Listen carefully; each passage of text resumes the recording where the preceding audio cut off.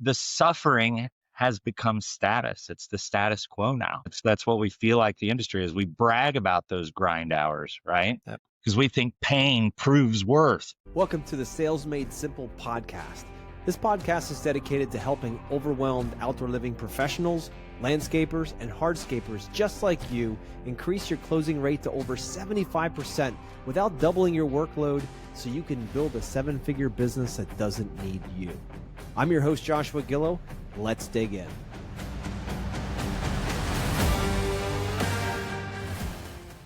Hey, everybody. Welcome back. This week, we have Chris Cooper back. If you didn't hear us last week, we were talking about how structure leads to peace, not rigidity. How building structure in your business is really a powerful way to get your time back and to give you that peace deep down inside. So if you didn't listen to that episode, I suggest going back and taking a listen. But this week, we're going to focus on one of the big fundamental problems in our industry and contracting in general. It's burning out. I mean, right now, it's November. And man, by the end of the year, we're just sliding into the end of the year on fumes. It's just a lot of guys in this industry are just burning the candle at both ends. And it's just about time to maybe hang their hat up for a little while around the holidays. But I'd love to dig in here, Chris, and discuss what you found about over time with burnout and how contractors are handling it and maybe some better ways that guys can live a more peaceful, fulfilled life. So Chris, welcome back. Thank you. Glad to be here. Yeah. So burnout. Take us for a walk, Chris. Like, what do you know about burnout when it comes to the industry? And, what have you heard and what can we do to help solve this problem? Well, burnout has become a hallmark of our industry, I feel like, especially this time of year, right? Here we are. It's November 11th. Happy Veterans Day to all the veterans out there, by the way. Amen. Yes. So, here we are, mid-November-ish. We're done. We're spent. We're cooked. We are trashed. We are looking forward to the break for those of us that are in cool weather climates. The warm weather guys are still going at it, but even they calm down in the winter months.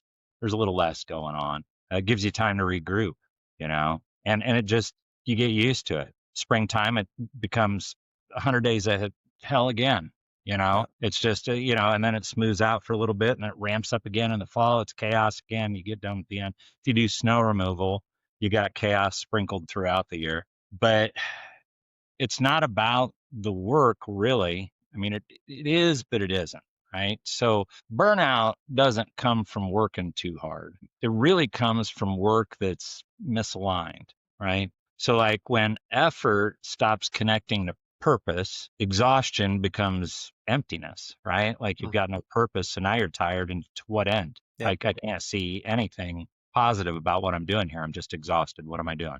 What's my purpose? And that ought to be a deeper question than, again, we could talk about that later, right?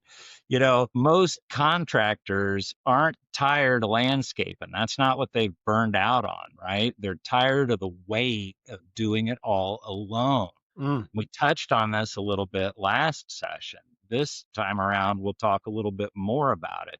As men, we don't talk about struggles, failures, mental health, how we're actually doing in life. We don't ask for help. We place ourselves on these islands of solitude, and we convince ourselves that nobody understands just how hard I'm working, just how bad I've got it right now.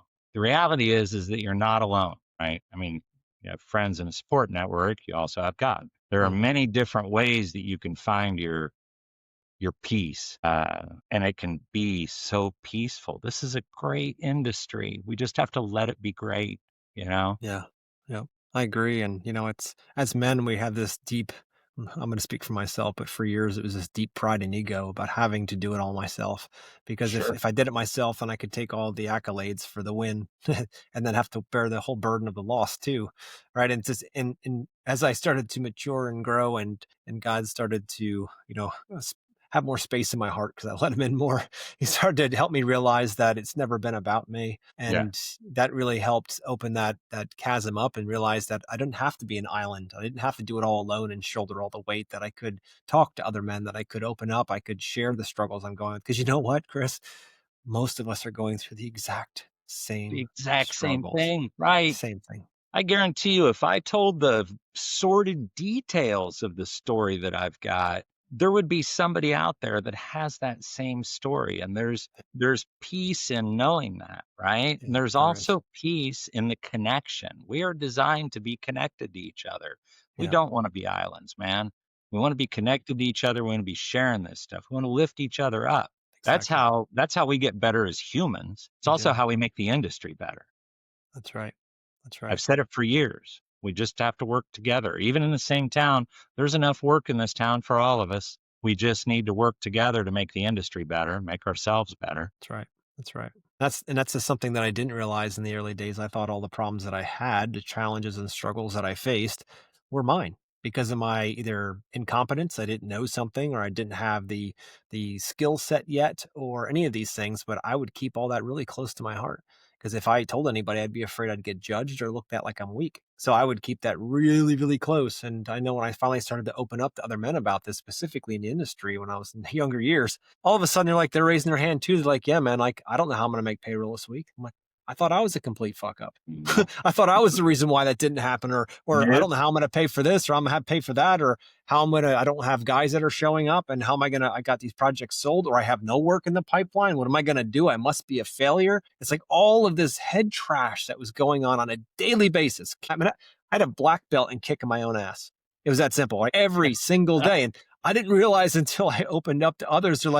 They raised their hand. They're like, yeah, me too. I got the same problem. I'm struggling to do this or struggle to do that, or I was never educated or never went to school for, or, all these limiting beliefs in our head. And like, hey, how do we solve that problem? Well, and then, how did it become a badge, right? Like when you talk to somebody, it's like, you're like puffing yourself up and saying things like, man, I'm just grinding, I'm just out there getting after it. It just, Yeah, man, it's chaotic, it's nuts, but boy, you know the industry, you yeah, know, but the suffering has become status. It's the status quo now. So that's what we feel like the industry is. We brag about those grind hours, right? yeah, Because we think pain proves worth. yeah. That's true. Or hours, right? I did 90 hours Yeah. last week, and I'm like, 90 and hours. I put in 100 hours a week, you yeah, know? and Hey, I'm like, here's does your go ahead. bank account represent that? I mean, not that Right. that's the only target, of course, but it's like if you're grinding like that and you find joy in that and you're getting the result that you're after, right? The outcome and the result are lining up that you're looking for, well, then go for it. But oftentimes, I know my story was I was grinding harder so I didn't fail. I was more afraid of others judging me if the whole business thing fell apart because Oh, we all yeah. know that we're just inches away at any moment from having to Mhm. close the doors, right? It's really very, very like every day is always like, yeah, all it takes is one major mess up on a project. It could cost us 20 or 50,000, and that would put me into negative and I'd be out of business. I don't know where I'd get the money. Right. Right. So it's like, yeah, you're always running on that stress level of failure is just one step in the wrong direction. And I don't know what I'm really doing. I'm just kind of trying to do as much good as I can and less bad, but that changes daily. And then it's just a stress that is carried each and every day just to do this stuff. And that's the part where really the burnout, to your point, pain without meaning is suffering, right? Once we Yeah. know what the Right. meaning is, if we're like, hey, this is painful right now. I'm really working my tail off, but I know we're making money, and I know by the end of the month we'll be able to do this, and I know I'll be able to do that. Then it has meaning, and then your burnout doesn't happen as often, right? That suffering, the needless suffering, doesn't And happen. I am not immune to the fact that sometimes, just bad things happen, Yeah, right? I heard a very wise person once say that God never wastes a hurt. So that acknowledges that there's going to be hurt in the world, right? And here's something to think about. I also heard it said once that burnout is just unprocessed emotion disguised as productivity. yeah, I see that. There's a self-reflective question for all the Mm, listeners to ask in the mirror, because we're all overthinkers too, right? It yeah, comes with the attention deficit. yep, We all overthink everything. yep, Men too, because we're supposed to be strong, right? yep. So we gotta keep it all on ourselves, right? But that whole pain, I mean, it costs us relationships, marriages, friendships, joy. 100%. No Yep. profit margin will pay that bill. Nope. And so often we major in minor things. You've heard that Yeah, saying before, right? It's like I was busy all day. I got so much stuff done, but did it move the needle on your goals at all? Or right. did you just get all your emails done and really your secretary could have done most of that? Or half of that stuff Mhm. didn't even need your time, or you wasted a whole day doing it so you felt like something got done, but you really did get it. And you know it. Hey, I'm guilty too. I'm not sitting here throwing rocks in a glass house. I've done that many times. Like at the end of the Right. day, and I'm like, wow, I had such a busy day. And I looked at him like, none of my initiatives moved ahead, but I stayed busy and felt like I got something done today. That's majoring in minor things. And that's where a lot of burnout comes from because you know what you're supposed to be doing. You just never get there because you really don't Well, and want that's to. part of that time block into the schedule, right? Yeah, Because now true. if you don't time block your schedule so that you're being intentional about it, now your schedule's running you. Yeah, And you've got all that wasted time spinning around and stuff. And that's the thing that makes you wander into the pub at the end of the day and say something like, man, I work all day long. I'm still not caught up. Well, you're working on the wrong stuff, that's you right. know? That's right. It's the old adage of, you set your ladder against a building, right? You're like, all right, I'm just gonna work every day. Keep climbing this ladder, keep climbing. Like I'm gonna work a little bit more, schedule this stuff, work, climb, work, climb. You get to the top of the ladder, Chris, and you look out and you put your damn ladder against the wrong building. Right? You're like, now what? Like I spent all this time going in a direction that really doesn't serve what I'm looking for. I don't have my goals clearly outlined. Now I have this business that I'm working 100 hours a week and I'm barely making my payroll and I'm barely taking any money. The wife's ready to leave me. The kids don't even know my name. I'm going for alcohol at the end of the day just to make all this make sense, just so I can do Well, one you're more day. ashamed at this point, right? Yeah. You're ashamed because shame is what tells us that we ought to be stronger by now, right? Yeah. Yep. Especially if you've been in business for a few years and you still feel like you're beating your head against the wall, right? That voice in your head is going to whisper, you built this. You can't admit you hate it, Yeah. right? Now you're Yeah. stuck with it, right? Yeah. So you stay silent. Yeah. You build bigger cages Yeah. instead of healthier boundaries, Yeah. you know? And it's just a mess, right? There's Can be. there's really one cure, and it isn't pride, it's honesty. Yeah. It's being honest with yourself and taking a look in and saying, what am I doing that makes sense? And what am I doing that's not making sense? And what are my targets? Where do I need to go? Like really getting clarity because clarity brings confidence and confidence moves mountains. But if we're just Yep. trying to stay busy, if we're just trying to look busy because we're business owners and majoring in minor things again, then that burnout is inevitable. It's not when or if, but when it's coming. The crazy thing is, Chris, we rob our families during that time of all that time we Oh, could have spent with them. We rob them from them. We go there and we take it out of that bucket and we can justify it because as men, we're providers. We can provide and we're doing stuff where this is all part of doing what I provision, is what you can to tell yourself. provide for the Oh, family, yeah. This is what I need to do. Just buckle down and get this done. And the craziest part is when you start time blocking, like Chris is talking about, when you start being purposeful with your schedule, magic starts to happen. Magic happens. You're like, holy crap, I got more done in one day than I used to get done in a week. And you're like, and just, all right, here, Chris, tell me if you've ever had this experience before. Oh, When you lay out your schedule for the week, right? And you say it's Tuesday night, you go to bed, but you check your schedule out before you mhm, go to bed, start thinking about what's going to happen the next day. When you go to bed, your mind starts going to work. God starts working in your mind. How can we make this happen? right, All these seeds start getting planted. You get up that Wednesday morning and next thing you know, you're on fire. Not every Wednesday, not every time, but you're on no, fire. You already have the problem solved and you're ready to move forward. And by the end of Wednesday, you're like, holy crap, I got a lot done because you yeah, started that process early, not got up mhm. Wednesday morning and was like, now what do I need to do today? Like, You started the process early, you were yeah, intentional, and you focused on what was important. yes, exactly. It We sounds like over and over. such a simple thing, but as humans, we are full of ego and we are full of emotion that can rule our every decision. Yeah. And so when you take the emotions that are tied to ego, well, I mean, it's just a recipe for putting yourself on an island, convincing yourself. I don't know at this point in time, Joshua, how many business owners have you come across that have grown to 2, 3, $5 million in spite of themselves, Yeah. It's right? happened. But it happens. It's happening. I may have worked for one of them in the past or Mm, more, right?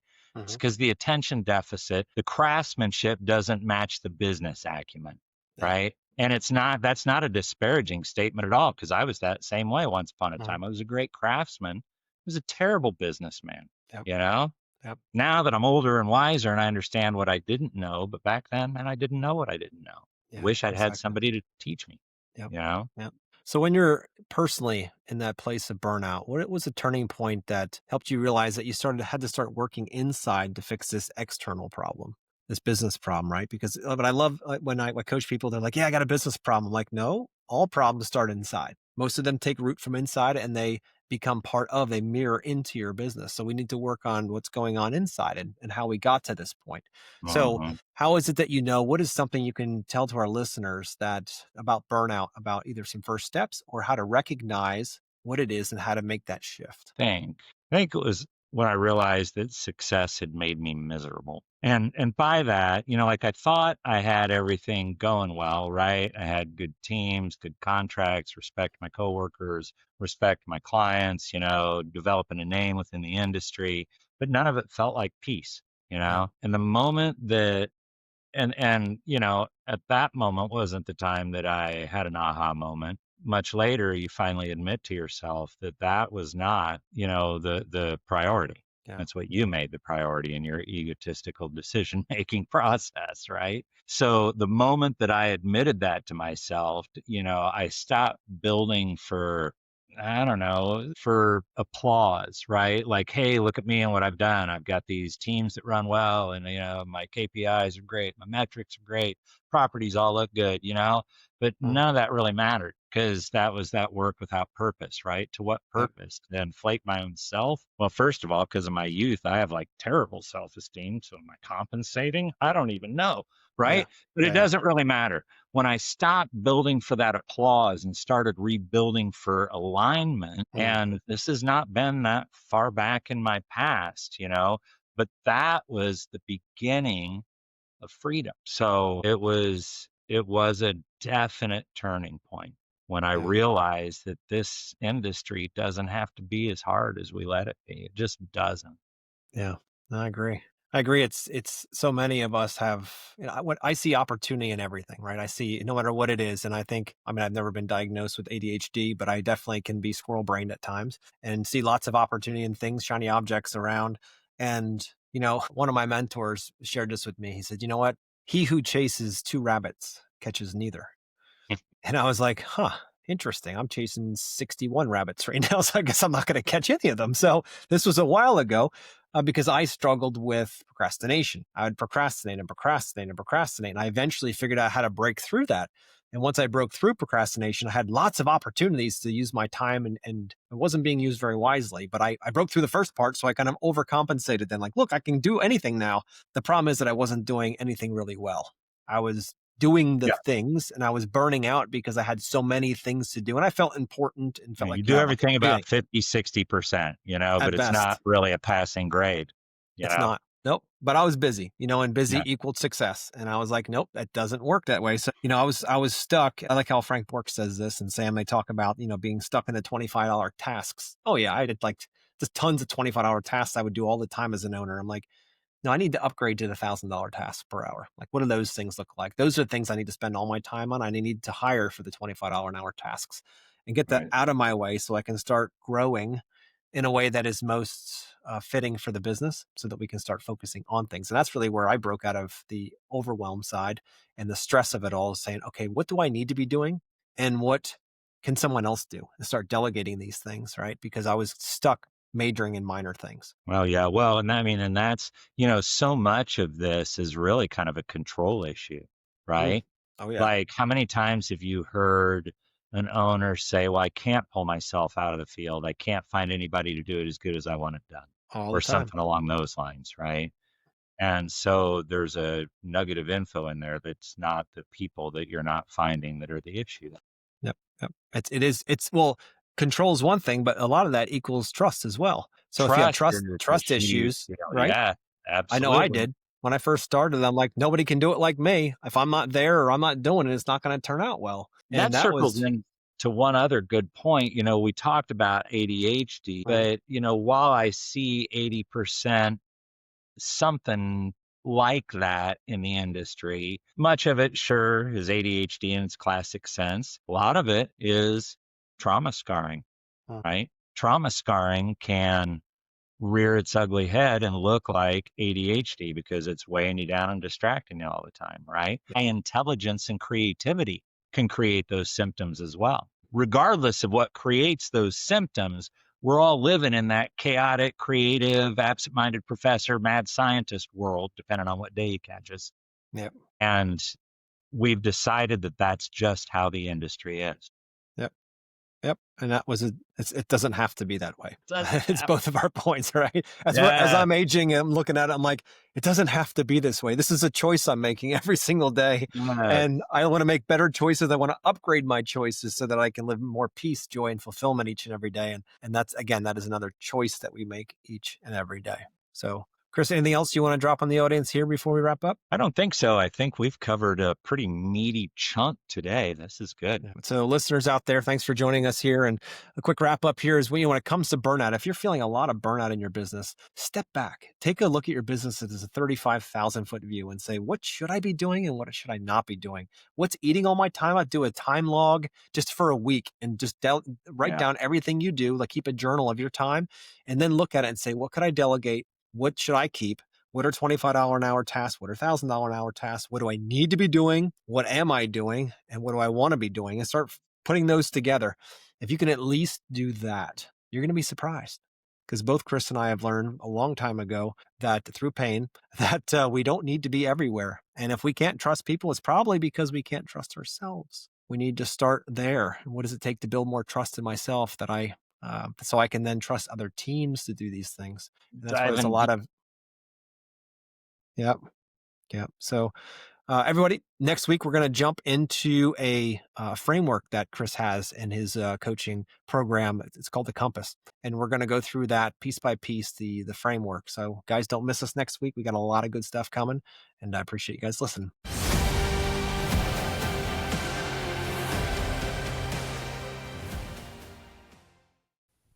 What if you could close 75% of your projects without chasing, convincing, or dropping your price? That's not a dream, that's the mission. Mission 75. Here at Yes Express Sales Academy, we are spearheading a bold shift to help outdoor living contractors sell with confidence, not desperation. Because let's be real, you've been told to just give them a good price and hope for the best. You've been trained to beg for work and give away your time and compete with contractors who don't even play at your level. That ends now. I wrote the Core 10 Sales Playbook because it's the system I desperately needed 20 years ago. It's built for real-world, design-build contractors, not guys in suits. Inside, I'll show you how to qualify leads in minutes, speak to emotion, not features, cut confusion and eliminate ghosting, lead the sales call with calm authority, and close premium jobs without flinching. That book drops in January 2026. Check out the show notes to get on the list to be the first in line to grab your copy of the Core 10 Sales Playbook before they're gone. This isn't about working harder, it's about selling smarter, and it starts now. Let's raise the standard together.